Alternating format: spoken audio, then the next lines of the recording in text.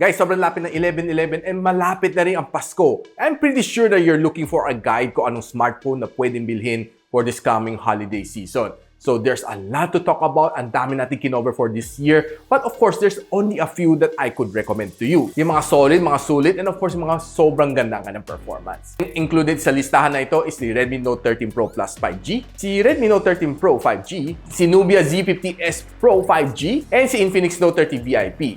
Just to name a few. So tara, simulan natin.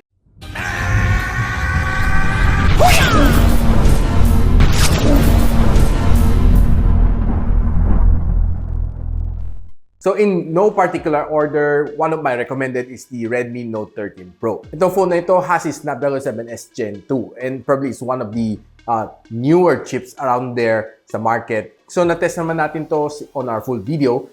I would say na quite stable siya. It was able to give me some good snaps. Probably the only downside on this phone is medyo hindi sobrang kagandahan ng kanyang low light na photography.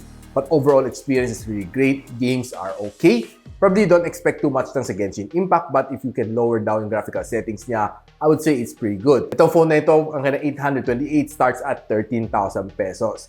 Probably, I would say it's a steal. And kung makapagkuha ka kayo ng voucher, mga stackable vouchers sa Lazada or sa Shopee, it might even lower down to mga 11,000 something. This is definitely a steal kung makakuha kayo nito. And another phone na masasuggest ko sa inyo is the Vivo IQOO Z8X. This one is being powered with Snapdragon 6 Gen 1 and of course, it's a very, very new chip. I know na sobrang excited ako kaya napabili ako nitong phone na ito. There's another version, Z8, being powered by the Dimensity 8200. But for me, binili ko si 8X, it's because na mas cheaper siya.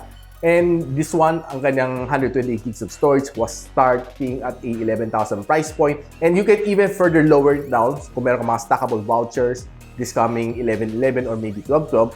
Maybe at around 10,000 or 9,000 something might be for me still dahil this phone packs a lot of punch. Though, hindi ko masasabi na sobrang ganda ang kanyang camera, but for a gaming phone, ang camera na is not so bad after all. This one can let you game 1 to Sawa, and for me, this one is definitely a lot better than the Nubia. And for me, this one is a lot better than the ZT Nubia Neo, which only comes with a Unisoc na processor. And another one in my hit list is the ZT Nubia Z50 S Pro. This one is a camera-centric phone, but hindi lang siya pang camera, pwede rin siya pang gaming because this one packs together with the Snapdragon 8 Gen 2, the most powerful na meron ni Qualcomm right now, and ang kanyang camera is definitely good. There are times na medyo a little bit soft siya, but overall the experience is definitely nice. Ang laki ng kanyang sensor, hinahabol niya siguro yung design ni Xiaomi 13 Ultra. But overall, the feel is okay. Medyo a little bit chunky. But kung medyo nasanay ka naman, ito phone na ito would really give you those camera shots na hinahanap-hanap mo on a smartphone. This one can game. This one can give you good photography. It's definitely a steal at 42,000 pesos. And if you can get some vouchers, you might even further lower it down. Itong 11.11 sale. And take note, yung 42,000 pesos niya has 1 terabyte of storage. So definitely, sobra-sobra na yun for your needs. And I think 512 nga lang, sobra-sobra na eh. What more? 1 tera. But it's nice to have a surplus than kulang. The next phone na sasabihin ko sa inyo is the first ever curved screen na meron ni Xiaomi.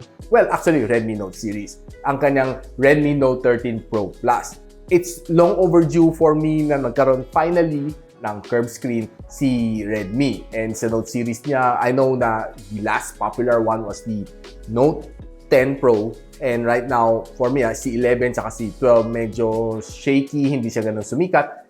And I hope na mag-rebound sila dito sa 13 Pro Plus na and I hope na mag-rebound sila sa 13 series. So itong 13 Pro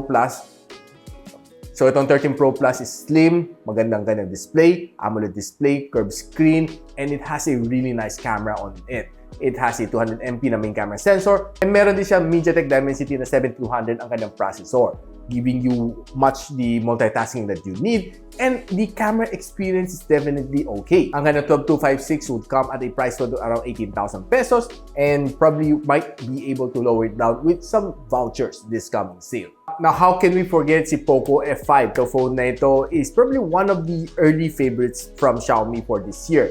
And itong phone na ito is being packed together with a Snapdragon 7 Plus Gen 2. Then it has a really nice na design. It comes together with a Corning Gorilla Glass 5 na protection sa harap, and of course, the display is a AMOLED display. And ang fast charge capability nitong phone na ito is up to 67 watts na fast charging. This phone can give you a good gaming experience and probably a very nice na photography experience as well.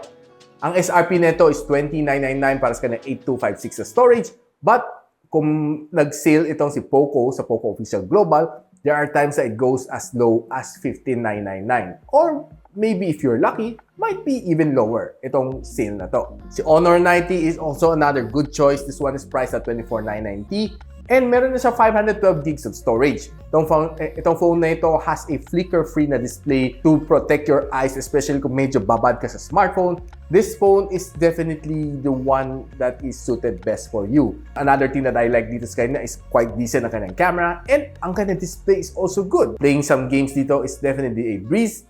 And ang quad-curve display nitong phone na ito is probably the only one that you can buy at this price point. The Honor 90 is definitely a good choice if you want a good daily driver sa loob ng iyong pocket. And probably the last on my list is the Infinix 035G. Itong phone na ito is priced at around mga 14,000 plus pesos. 14,999 if I'm correct. And there are times that it goes even lower para sa kanya 12,256. And itong phone na ito is probably one of the best na nahawakan ko, na may curved display, na may Dimensity 8020. It's really nice na kaya mag-gaming, mag-photography, and probably it's one of the better vlog phone at this price point. Itong phone na ito is very fashionable. Meron siyang dalawang design, either glass and likod niya or meron siyang eco leather finish sa likod. And I did quite some testing dito sa phone na ito. I'm quite happy naman sa kind of vlogging capability. If you want to start your own vlog, itong phone na ito, si Infinix 035G is definitely one of the good choice na pwede niyong piliin. And to round out some of the other that I can suggest, you can check out si Vivo V29. You can also check out si Itel S23 Plus. Some of those phones are really nice. And kanya-kanyang kanya-kanyang pricing, kanya-kanyang budget. And if you're looking for flagship level phone, do also check out si Huawei P60 Pro. I hope guys na meron akong naibahagi sa inyo itong video na ito on what to choose this coming 11.11 or even the Christmas season. So handaan nyo na yung wallet nyo. I'll be linking everything on the description box below. Just remember to check out yung mga links ko, or everything that I post are from official stores. Mahirap na rin kasi bumili from kung saan-saan man, mas mura ng konti, pero baka mas scam lang kayo. So, kunting ingat lang this coming Christmas season. And if you like itong video na ginawa natin, do share to your friends para medyo makatulong sa kanila to decide this holiday season. Kung nakatulong itong video nito, a like and a sub from you would definitely be Merry Christmas para sa akin. I'll see you soon. And so, ako para si Richmond, and you're watching Gadget Sidekick. What's up? Like and subscribe to my channel. Don't forget to hit that notification bell. For one of my latest uploads, click the dito. And for one of my popular uploads, click here.